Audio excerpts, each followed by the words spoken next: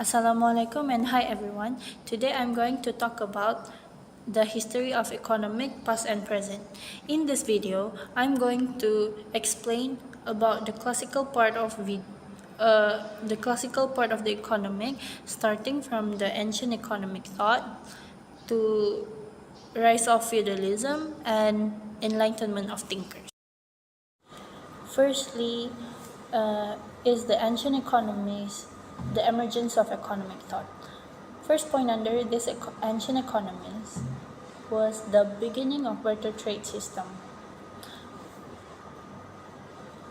Our story starts with early human societies where barter trade was the main method of exchange.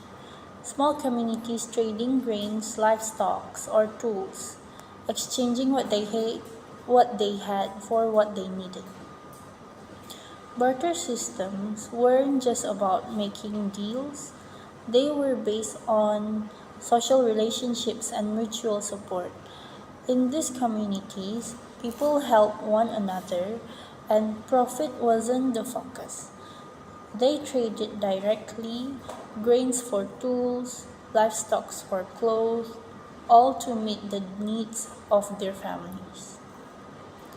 Before the use of money, economic decisions were made driven by cultural and social needs, but over time, things changed. As societies grew, market rules replaced personal relationships. Trade began to follow principles of supply and demand rather than simple community-based exchanges. Second point was the introduction of money. A major breakthrough in economic history was the invention of money. Originally, people had to exchange goods directly, but this barter method was limited. It only worked if both parties and something the other wanted. The third point was the contributions from ancient Greece and Rome. Now let's explore how the ancient Greeks and Romans shaped early economic thought. Greek philosophers, especially Aristotle, laid the foundation for economics by discussing value, trade, and wealth.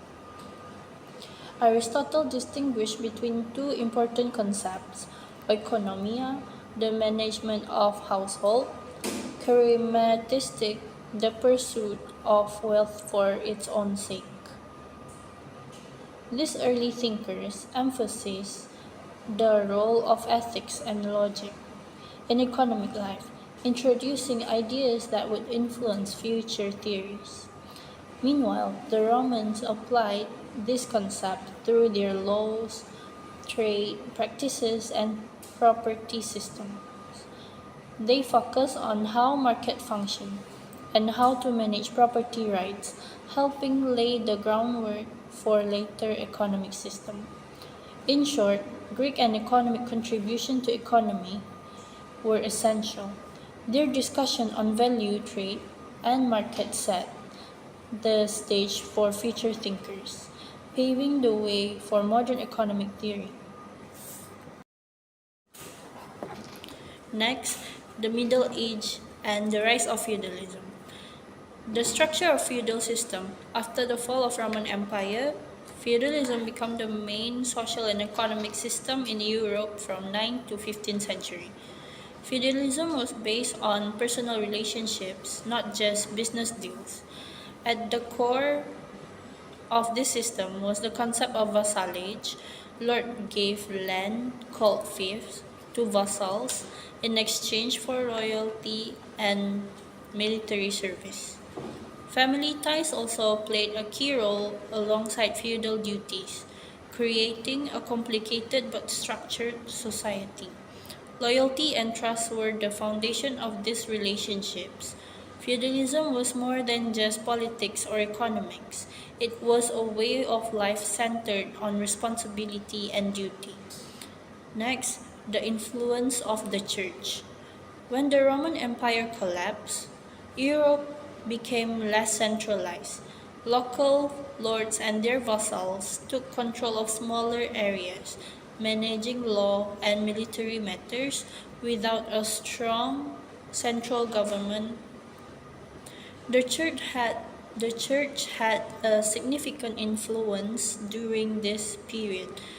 It supported the feudal system by giving it religious legitimacy and helped maintain social hierarchies through spiritual authority. Moving on to the rise of mercantilism. Between the 15th and 17th century, Europe adopted a new economic system called mercantilism. This system aimed to make countries wealthy by increasing export and stockpiling of gold and silver. Government controlled trade to boost national wealth, often protecting local industries with high taxes and on import and trade restrictions.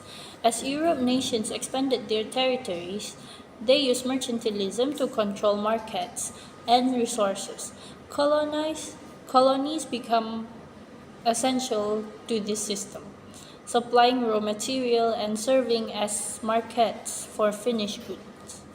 This approach helped countries become more self-reliant and less dependent on imports.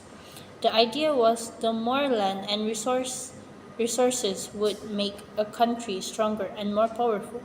Thus, mercantilism not only encouraged trade but also drove European colonial expansion.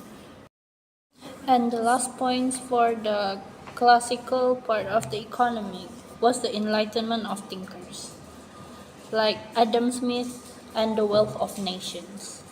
Adam Smith's books Adam Smith's book, The Wealth of Nations, 1776, changed economic thinking by challenging the ideas of mercantilism. He argued that a nation's wealth depends on the productivity of its labor and resources, not just gold and silver.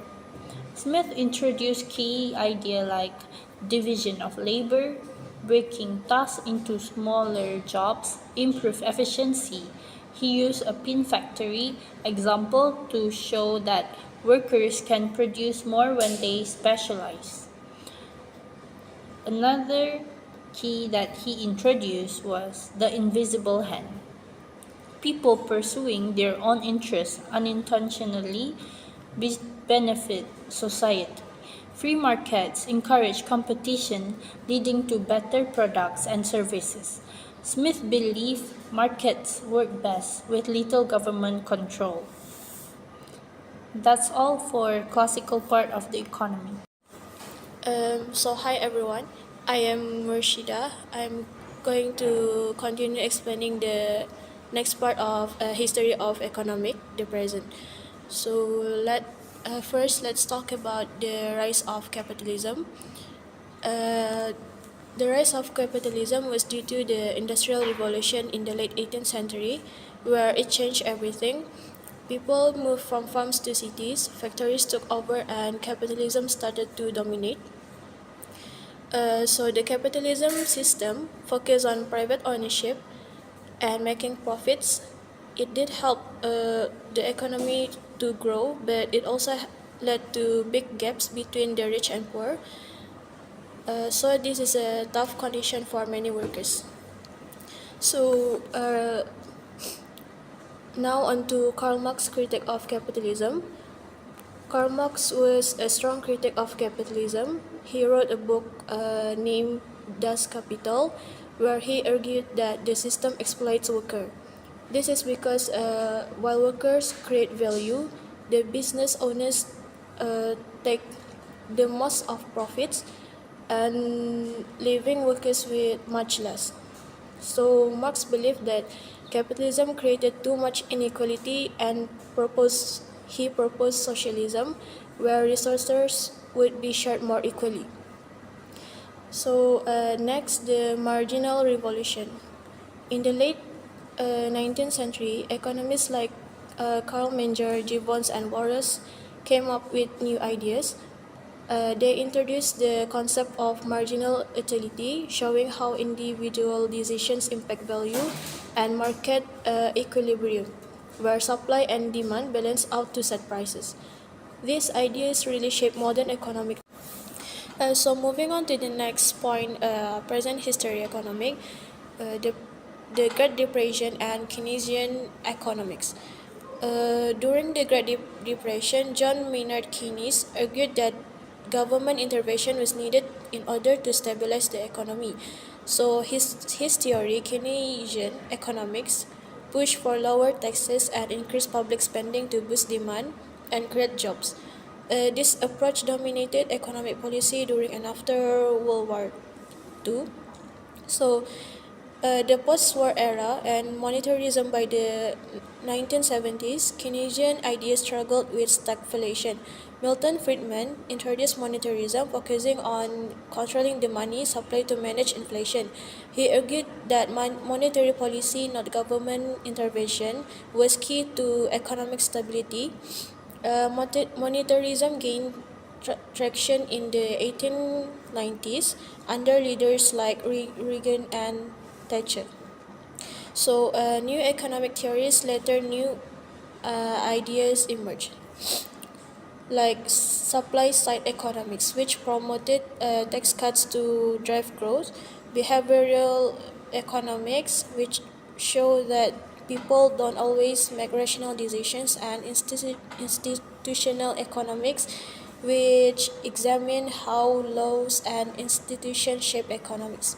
So, in short, Keynes advocate for government action, Friedman for monetary control, and newer theories offer different approaches to understand economic behavior.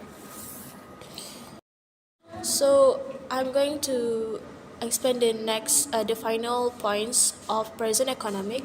So the 2008 financial crisis made governments use stimulus plans like the U.S. American Recovery and Reinvestment Act to stop the economy from collapsing. It showed that unregulated markets have problems and government help is needed to keep things stable. Behavioral economic became more popular, questioning the idea that people always make smart financial choices. Books like Thinking Fast and Slow by Daniel Kahneman and Richard Thaler's nudging idea show how our minds affect spending. At the same time, technology has changed the economic with things like digital money, gig jobs, and big online companies like Amazon. Looking forward, economics is focusing more on solving problems like climate change and inequality. New ideas like degrowth and the sharing economy aims to make things more equal and sustainable. Economists like Thomas Piketty suggest using wealth taxes and fairer rules to reduce inequality. So that's all from my group. Uh, Thank you.